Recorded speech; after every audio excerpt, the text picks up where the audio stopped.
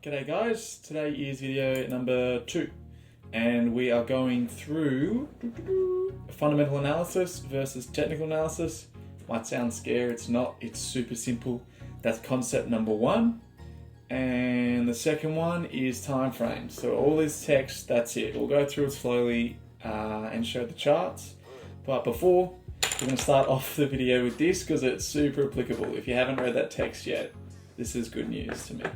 Oh no, hang on, here we go. How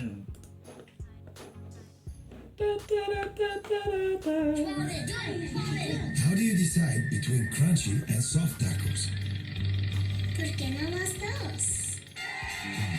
All del Paso, hard and soft tacos. Cool, alright, you get the gist. So basically, why don't we have both? Let's have both, let's do both, let's be good at both, yeah? Okay, first one, fundamental analysis. That is using available data and research to gauge the value of a commodity, stock, or crypto, or large economic force that will push price in a certain direction. For example, the news, obviously. Examples include the Warren Buffett way, which is evaluating the value of individual companies, and then obviously getting an early entry price into investing. / owning, if you were it. Warren Buffett, good on to him. Listening to the news, Bing Bang book, and reading. There is a bunch of books out. I'll show you my bookshelf super quick. These I recommend 100%. The Intelligent Investor, I reckon that's a go-to for everyone to start with for sure. I mean, it's chunky, but she good. She good. And this one here, Rich Dad, Poor Dad, I have 2 copies. So if anyone wants a copy, just let me know and it's yours. Booktopia doubled up, and I even read my grandpa's version over 10 years ago. And my brother will know that the line that's highlighted in that book was chuckle-worthy. It was funny, good times. Okay, so that's fundamental analysis. And then on the flip side, technical analysis. That is timing when to fine-tune entries and exit using price action on the chart. So that's what we did yesterday. We're looking at pretty much the historical price data as a guide to future movements. And how we do that is we use things such as indicators, volume bars, trend lines, moving averages, Fibonacci retracements, support resistance levels, all of that good stuff. We're going to get there. It's going to be one little bit at a time, and we'll get there. We'll understand all this, and it'll be all gravy, baby. Anyway, so this is pretty much more what day traders do. So it's a bit of like a kind of taboo word, I guess. A day trader, like, oh geez, gambler. No, not really. If you have a risk management strategy, that's what separates you from just being a pure gambler. If you're on the charts and you don't have a proven method, you don't back test your method, you're just going in blind, hitting and hoping, that's gambling. But if you have a strict set of rules and you work on your own psychology to take away the emotion from your decision making, that's trading. Yeah, so there is a big difference, but the number one rule, if we're thinking of going down that line, which is technical analysis, heavy, which is the short-term investing, day trading, using leverage, all of that good stuff, backtest. Yep, backtest. Go on a demo account and I will steer you in the direction of some good brokers to use that have demo accounts, obviously, and make sure you know what you're doing. Don't lose money. Why not know what you're doing first? And full disclosure, I didn't get this lesson, last summer. I had a great old time. I'd put a John Butler concert on one screen, have my headphones in, banging away, and then I'd be day trading with real money, and I only put in about 500, but I had a great time. But then, you win, you lose, and it's like, oh, it's all gone. Oopsies. So yes, please listen to me. Backtest and demo account, 100%. Anyway, so which do I choose and use, bebe? And basically, why don't we have both? The little lovely little Mexican lady. So why not use research information and knowledge of the market and the macro sense of the economy and the world, and then start thinking about technical analysis, jump on the charts and be like, oh, okay, like how is this event in the world corresponded and translated into this movement in the price action? And oh, this actually might be a good entry point or exit point. Let's pull the trigger and go for it. So yeah, what I say is let's do both. Let's read up. Let's be good at long-term investing, which is more fundamental analysis driven, like Warren Buffett's way. Why not understand that, use that to influence our more shorter time frame, shorter term trading decisions? And that quote here is, yeah, it's fantastic. Any edge over other investors is a great thing. And I'm sure someone said that, but I said it, so it's my quote for now. Okay? Any edge, with whether that be indicators, time frames, just any edge is a good thing. Just build on your skills, and that's how you get better. That's how you get an edge. Okay, that's concept one. Let's take a breather and think about concept number 2. This one's super simple. We kind of went through it yesterday. It's just time frames. So basically, the higher the time frame, the more powerful the signal, the move for the price action, the candlesticks we were talking about, and from all the indicators that are the extras that we use, yeah?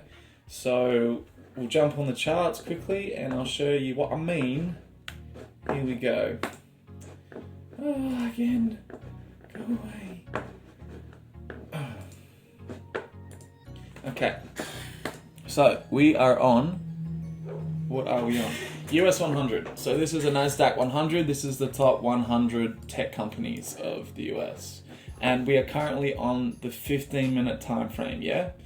So all that means is, like we went through yesterday, one candle represents 15 minutes. And then the 15 minutes goes, and then we start the one always to the right. And that's how it works. You can go back, and this is how you backtest. You go back in time, you use someone's strategy, create your own strategy, and have a look-see. Have a look-see at how that strategy performs from historical data, yeah? But time frames, the concept of the higher the time frame, the more powerful the signal, yeah? So if we have a look, we're kind of in a little bit of a downtrend here, and then we're kind of consolidating. There is hints that it might jump back up, but at the same time it might come down. But if we go to a higher time frame, let's jump to the 1 day. So this means that every candlestick is 1 day. Look at this. This paints a completely different picture than what we just looked at. We were looking at a downtrend, weren't we? So now look at this. We are reaching, I'm pretty sure these are actually all-time highs for US 100. I saw on the news, on my YouTube news the other day. So anyway, look at that. Wow, we're in a pretty decent uptrend, but then on the shorter time frame, we're on a downtrend. So that just correlates to that little bit of red where the cursor is. That's what we were looking at the start. So pretty much one of these bars, and the information we can tell from the bars, from the volume, from the indicators, all of that, that is more powerful. That is a more powerful signal than if we went back to the 15. So yeah, macro perspective, we're in a quite solid uptrend. Micro perspective, we are bleeding a bit and we're on a downer. So understand this concept of time frames and you're sweet. So the long-term traders, obviously they want to hold, they want to hold on for dear life, not touch it, whatever. Let's see what happens. We'll deal with it down the line in the future. They will want to look at higher time frames to understand what's going to happen, because they might, if they're focused on smaller time frames, that might freak them out if they don't really understand what they're doing. That might tell them, oh, we have to sell. No, look at the day. If you're not thinking of trading in the short term, just look at the day and look, that little red, that's part. The markets go up and down, it fluctuates, it needs to breathe. So that is not a good reason to exit the US 100 if you have an ETF. We'll go into what ETFs are in later videos, but yes, so that is the concept of time frames. And then one up, we're on the day, let's go to the week. Why not? Let's have a look. Look at that, uptrend, beautiful. Month, Look at that, even steeper. So we're having an absolute cracker since April of 2020. And each month, bang, bang, bang, we're going up with no real sign that we're going to drop. And then if you're a fundamental analysis driven investor, say like Warren Buffett, you want to do shares long term, all of that good stuff, this is what you could look at and be like, okay, beautiful. I don't want to touch these until my kids are all grown up. Look at the higher time frames. Yeah.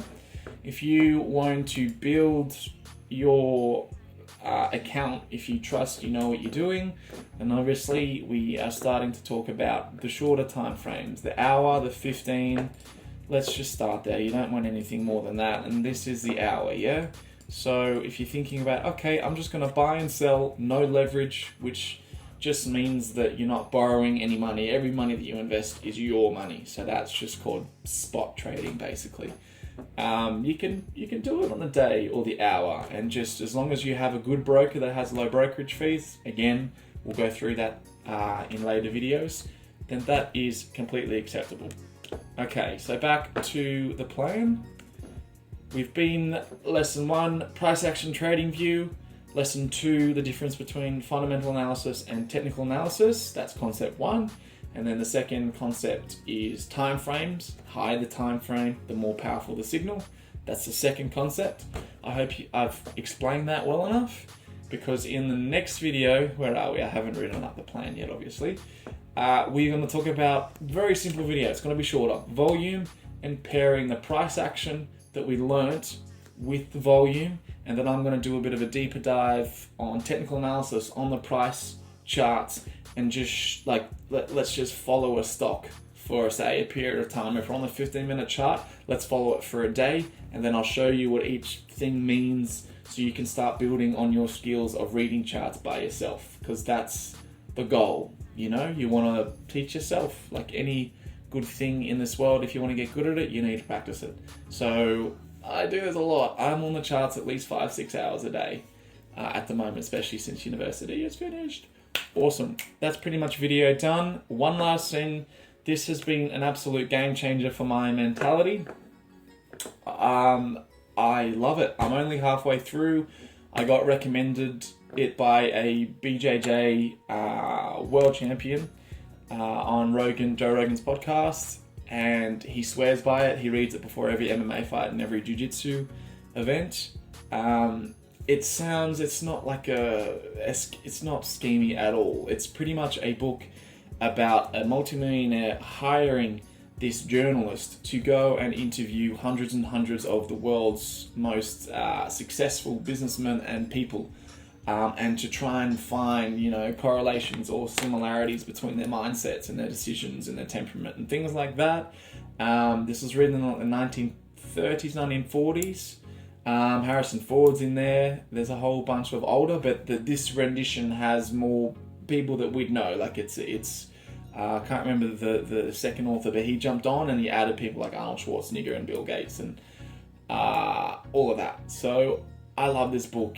It's amazing. It's motivating, and it's thought-provoking. So that's it. Thank you, guys. Video number 2 is officially over, and we'll see you tomorrow, maybe on the weekend, for a deeper dive at following and just sticking to the basics, price, action, and volume.